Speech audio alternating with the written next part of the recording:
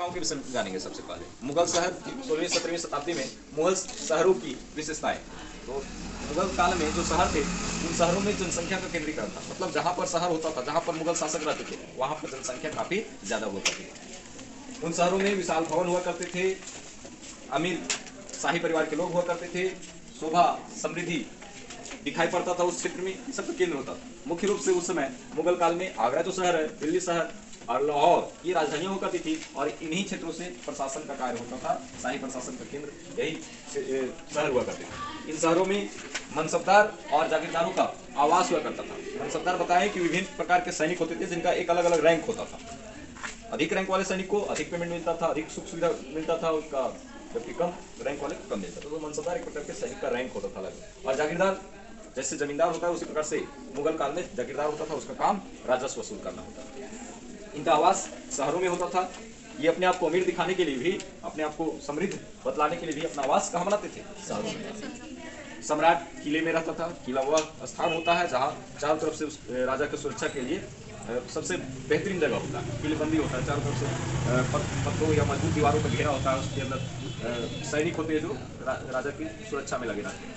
इन शहरों में शिल्पकार होते जो कुलीन वर्ग के लिए, राजा के लिए, मंत्रियों के लिए, सैनिकों के लिए वस्त्र निर्माण आदि का कार्य करते हैं। इन शहरों में देखा जाए तो निश्चित तौर पर बाग बगीचे हुआ करते थे, जिसको कह सकते उद्यान, मस्जिद हुआ करते थे, मंदिर हुआ करते थे, मकबरे हुआ करते थे। मकबरे मतलब जो फेमस लोग का देहांत हो जाता है उनको दफना दिया जाता था, वहाँ जो बिल्डिंग का निर्माण होता है उसको मकबरा बोला जाता है। महाविद्यालय, बाजार सब निश्चित तौर पर होते, ये हमें मुगल शहरों में अवश्य रूप से दिखाई पड़ता है। आगे समझते हैं कोतवाल कौन होते थे। तो कोतवाल एक मुगल काल में राजकीय अधिकारी होते थे। अलग अलग राज्यों के अधिकारी होते थे जो राज्य के आंतरिक मामलों की निगरानी करते रहते थे। ये देखते थे कि जो राज्य के अंदर हर एक अलग अलग वर्ग है वो अपने दायित्व के अंदर रह रहे कि नहीं, अपने कानून व्यवस्था को बनाए हुए कि नहीं, हर एक वर्ग के बीच कानून व्यवस्था बनी है कि नहीं, ये इसका निगरानी करते रहते थे। कोई अपने वर्ग अपने दायित्व से बाहर तो कार्य नहीं कर रहा है, ऐसा ये निगरानी करने का कार्य करते थे। तो एक अधिकारी जो मतलब हमेशा अपने क्षेत्र का देख रेख करते हैं। इसी पद पर पंडित जवाहरलाल नेहरू के दादा गंगाधर राव थे कब? जब 1857 का विद्रोह हुआ उससे पहले। आगे चलते हम 1857 के विद्रोह के विषय में जानेंगे। 1857 में विद्रोह भयंकर विद्रोह हुआ था भारत के उत्तरी भाग में, तो इसके विषय में जानेंगे। अगला क्वेश्चन है मुगल पतन के बाद क्षेत्रीय राजधानी कौन कौन क्षेत्रीय राजधानी होते? मुगल जब पतन हो गया, आप जानते हैं कि 1857 आते आते पूरी तरह से मुगल पतन हो गया मुगल का, और उस समय क्षेत्रीय राजधानी के रूप में लखनऊ, हैदराबाद, श्रीरंगपट्टनम जो कर्नाटक में है, पूना, नागपुर, बड़ौदा और तंजावुर ये सब छोटे छोटे शहर के रूप में होते हैं। अगला है कस्बा और गंज में क्या अंतर है, या कस्बा या गंज से आप क्या समझते हैं? तो कस्बा ग्रामीण क्षेत्र में एक छोटा शहर होता था। ग्रामीण क्षेत्र में एक छोटा शहर को हम लोग कस्बा के नाम से जानते हैं, जहाँ पर विशिष्ट समुदाय के लोग रहते हैं, विशिष्ट लोग रहते हैं और वहाँ पर कुछ विशिष्ट सामग्री भी मिला करती है, तो ये कस्बा कहलाता है। और गंज, गंज सिंपल वे में आप समझ सकते हैं, एक छोटे बाजार को कहा जाता था। उस इलाके में अगर कोई छोटा स्थायी बाजार है तो उसको गंज कहा जाता था। और ये दोनों का कार्य होता था, कस्बा और गंज। जो बाजार है तो बाजार किसके लिए? जनता के लिए। तो कस्बा और वहाँ पर विशिष्ट लोग हैं, तो ये दोनों मिलकर क्या करते थे? राजा के लिए, उनके मंत्रियों के लिए और सेनाओं के लिए, विशिष्ट लोगों के लिए फल, कपड़ा तथा अन्य जरूरी सामग्री, उत्पाद संबंधी चीजें ये प्रोवाइड करवाते थे उन लोगों को। ये कस्बा और गंज, ठीक है। तो कंपनियां हैं भारत, बातें नहीं, ये रूप से विभिन्न कंपनियां हैं और उनका अलग अलग भारत के स्थानों पर अपना फैक्ट्री वगैरह स्थापित किया, आधार स्थापित किया। तो सबसे पहले आने वाली कंपनी जो थी भारत, वो पुर्तगाली थी, पुर्तगाल कंपनी, पुर्तगाल की कंपनी थी। पुर्तगाली लोग आए थे 1510 में और अपना निवास स्थल जो बनाया गोवा की पणजी में बनाया था। गोवा की राजधानी पणजी है वहाँ पर। उसके बाद डच लोग आए 1605 में मछलीपट्टनम, मद्रास के आसपास पड़ता है ये मछलीपट्टनम, वहाँ पर अपना आधार स्थापित किया 1605 में। अंग्रेजों ने 1639 में मद्रास में अपना आधार स्थापित किया और फ्रांसीसी लोग 1673 में। सबसे लेट से जो फ्रांसीसी आए भारत में, यूरोपीय कंपनियों में आने वाला सबसे लेट में फ्रांसीसी था जो 1673 में आया।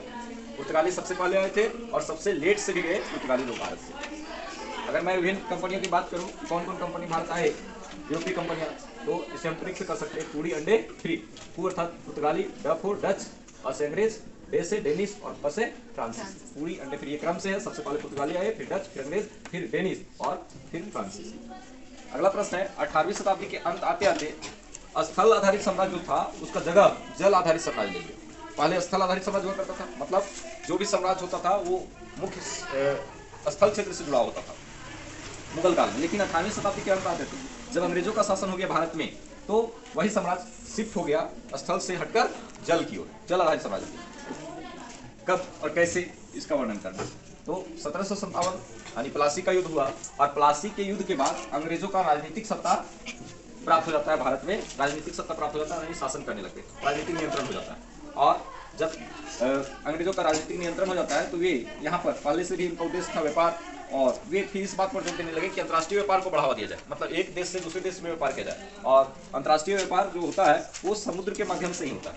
तो ये लोग अंतर्राष्ट्रीय व्यापार को बढ़ावा देने के लिए अपना जो मद्रास शहर है, बंगाल और कलकत्ता जैसे शहरों को चुना और उनका विकास किया, और उन शहरों में जल आधारित साम्राज्य का विकास किया।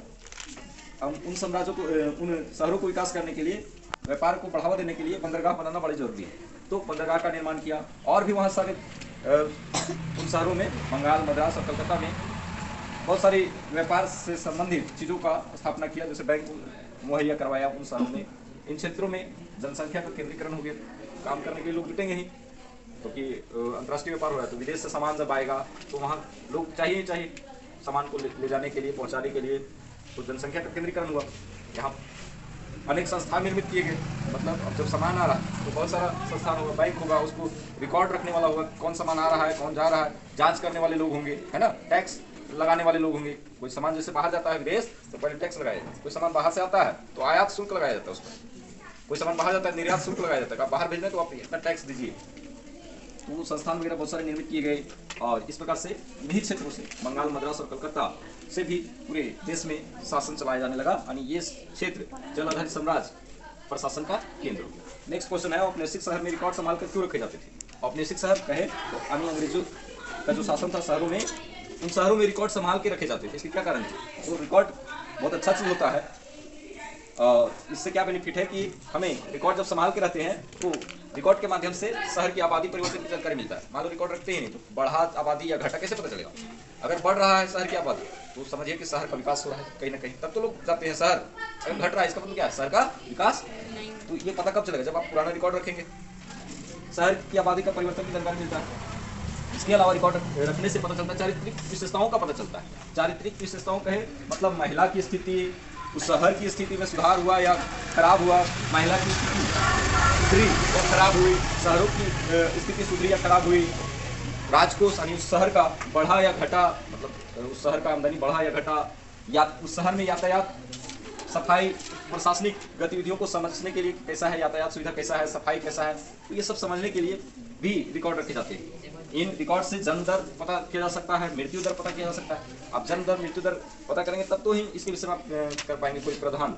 अगर मृत्यु दर ज़्यादा देखेंगे तो समझिए इसके लिए आप वहाँ पर बढ़िया चिकित्सा का सुविधा करवाएंगे। बीमारी का पता लगा सकते हैं रिकॉर्ड के माध्यम से, कितने लोग मर रहे हैं कौन सी बीमारी से, और रिकॉर्ड के माध्यम से ही आप उनके लिए आप मूलभूत सुविधा जो है उपलब्ध करा सकते हैं, जैसे भोजन, पानी, आवास, है ना, कितना जनसंख्या है, कितने लोग आवासहीन है, कितने लोग कच्चे महल में है, कितने लोग पक्के मकान में है, तो आप उनके लिए ये सब सुविधाएं उपलब्ध करा सकते हैं। किसके माध्यम से, रिकॉर्ड के माध्यम से। इसीलिए अभी भारत में हर एक 10 वर्ष में क्या होता है, जनगणना, ताकि कहाँ कितना रोजगार लगाना है, प्लस जनसंख्या, कितने हॉस्पिटल खोलने, ये सब डिसाइड होता है जनसंख्या के आधार पर, है ना। तो जनसंख्या बड़ा अच्छा चीज़, मतलब ये जनगणना जो है वो बहुत अच्छा चीज़ है, रिकॉर्ड जिसको कर सकते हैं, रिकॉर्ड अच्छा चीज़ है। चलिए।